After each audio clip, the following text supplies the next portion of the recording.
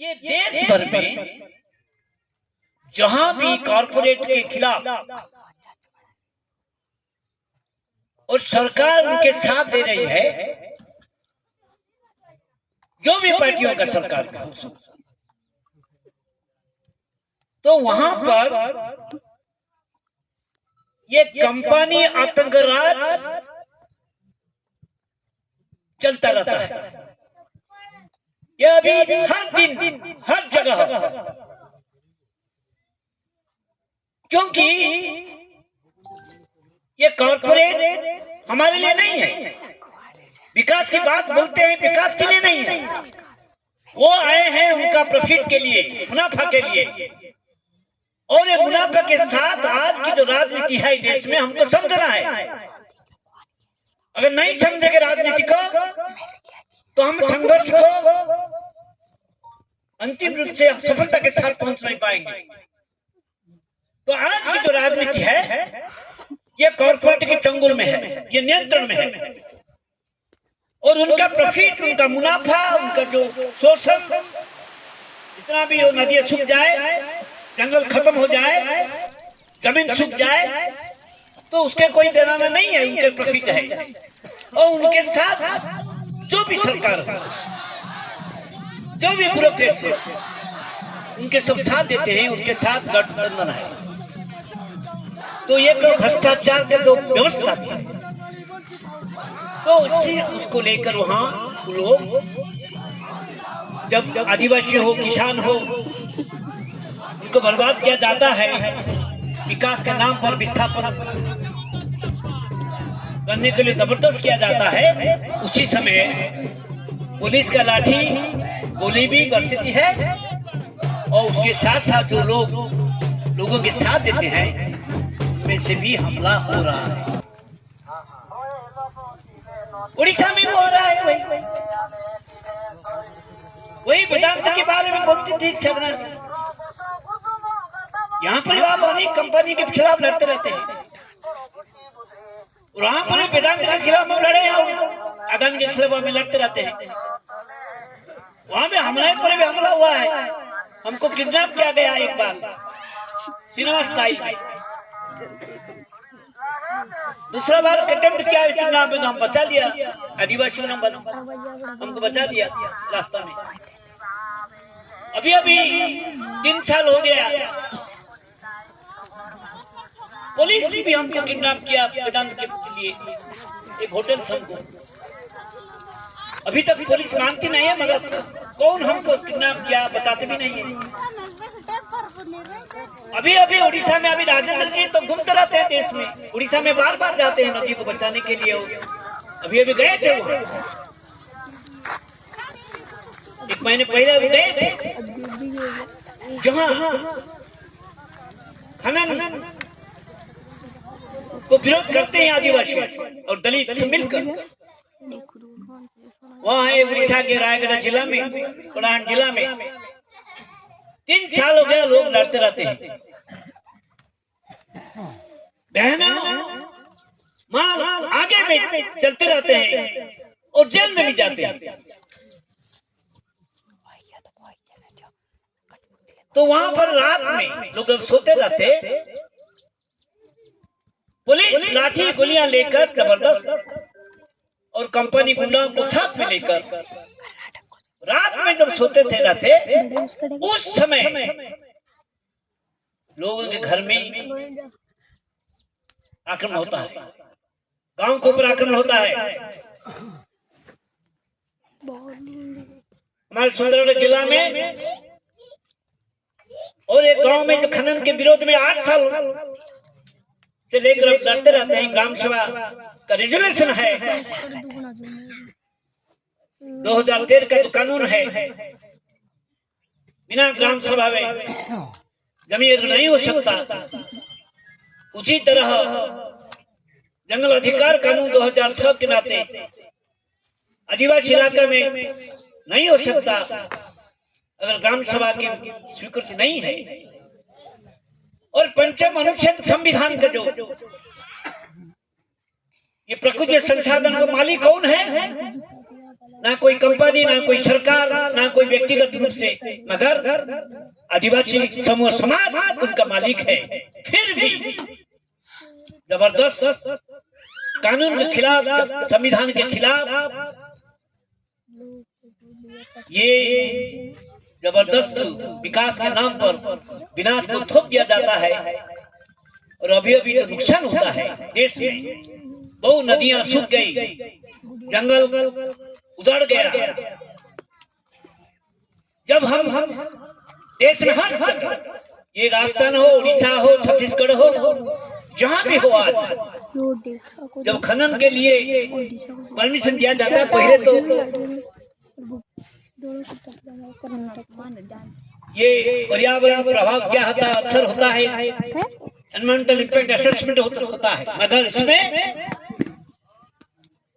जब खनन की बात आती है, वहां पर जितने भी जंगल है, जड़ी बूटियां है, जैव विविधता है, उनसे जो झरना है, स्ट्रीम्स है, नदियां हैं, उनका जो इकोलॉजिकल लॉस है, परिवेशीय जो ध्वंस किया जाता है, उसका मूल्यांकन नहीं किया जाता है। और उनके साथ आदिवासियों, किसान के जो आजीविका जुड़ा हुआ और आजीविका भी खत्म होता है, तो इकोनॉमिक लॉस है, तो आर्थिक नुकसान होता है, उसको भी ये कैलकुलेशन नहीं किया जाता है, इम्पैक्ट असेसमेंट नहीं किया जाता है।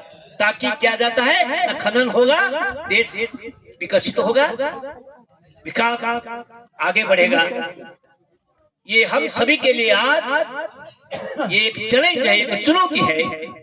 जो विकास को हम स्वीकार नहीं करते हैं, नहीं करते हैं, नहीं करते हैं, इसके लिए आपके और हमारे हर जगह जो लड़ाई चलती रहती है, ये केवल एक स्थानीय समूह का आंदोलन नहीं है।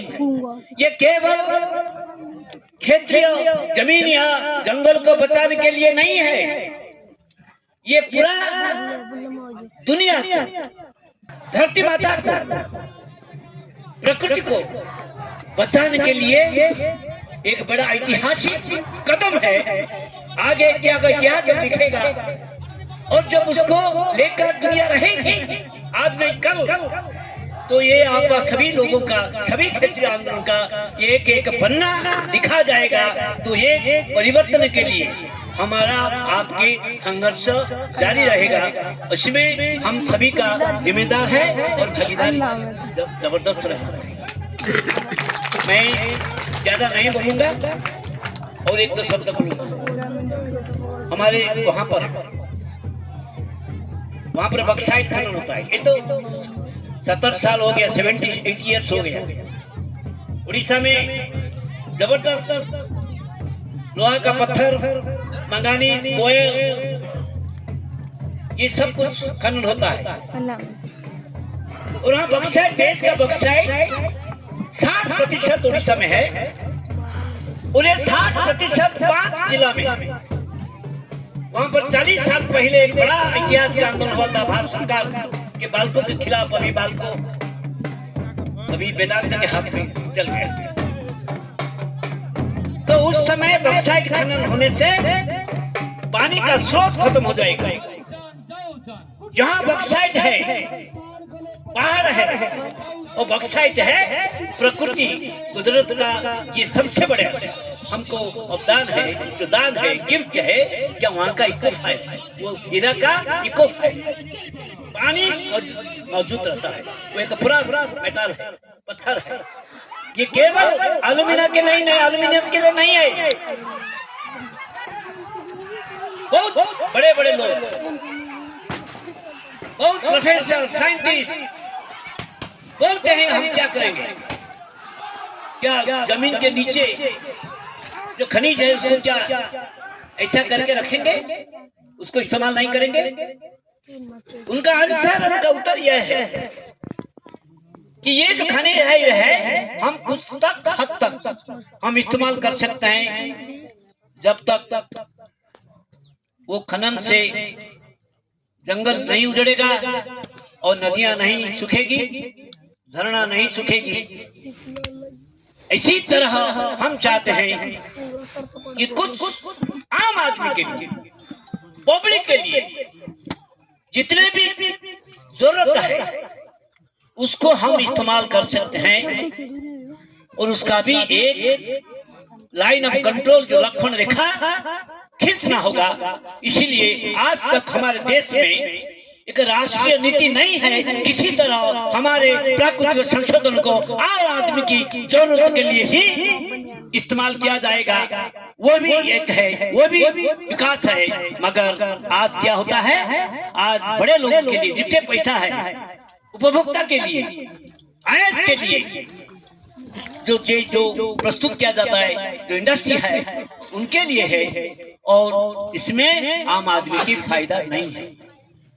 तो आज हमारे भी चुनौती है कि विकास को लेकर हम बोल सकते हैं, कह सकते हैं, मांग कर सकते हैं कि विकास का परिभाषा को भी बदला। विकास किसके लिए है और किसके द्वारा हो सकता है? क्यों कॉर्पोरेट है, सरकार भी है, क्यों कॉर्पोरेट आएंगे और टेक्नोलॉजी के लेकर, पैसा लेकर, पूंजी लेकर हमको खत्म करेंगे? ये नहीं चलेगा। तो इसके लिए उनके पीछे जो भी राजनीति है, जो कॉर्पोरेट के पैसा में राजनीति चलेगा,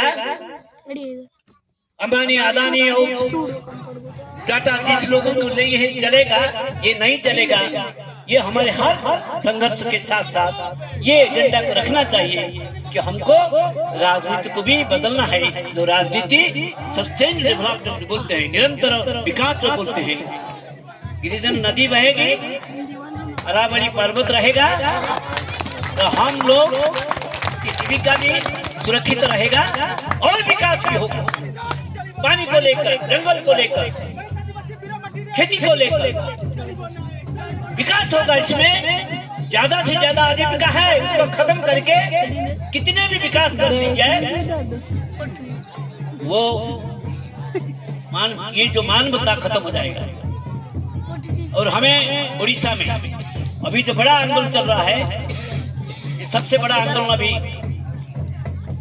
सीजीमारी में, कुटरुमारी में, कोरापुट में, ये सब कुछ बक्साइट खिलाफ।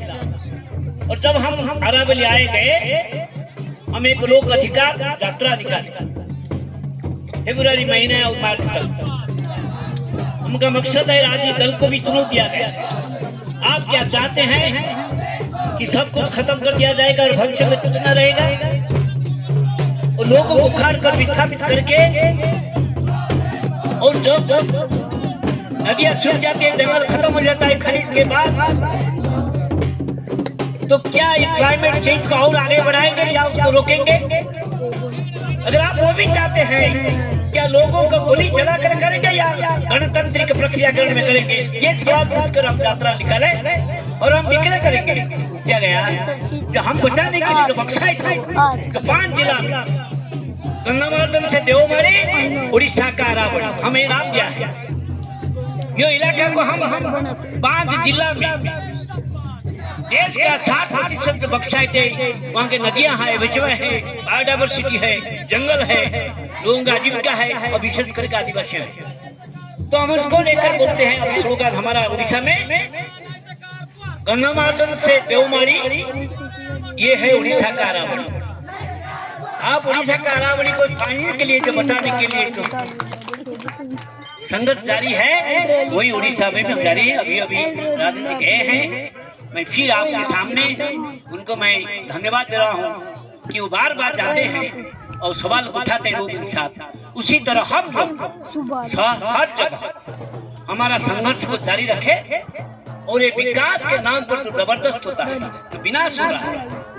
और कॉर्पोरेट टेररिज्म, जो कंपनी अंतर्राज चलता रहता है, और सरकार जो भी सरकार हो उसके साथ देती है, तो उसके खिलाफ संघर्ष को आगे बढ़ाना है। और नई राजनीति, नई रोशनी हमको लाना पड़ेगा। एकजुट होकर एक राष्ट्रीय आंदोलन की जरूरत है, देश को बचाने के लिए, दुनिया को बचाने के लिए, धरती माता को बचाने के लिए, गणतंत्र को बचाने के लिए, और संविधान को बचाने के लिए।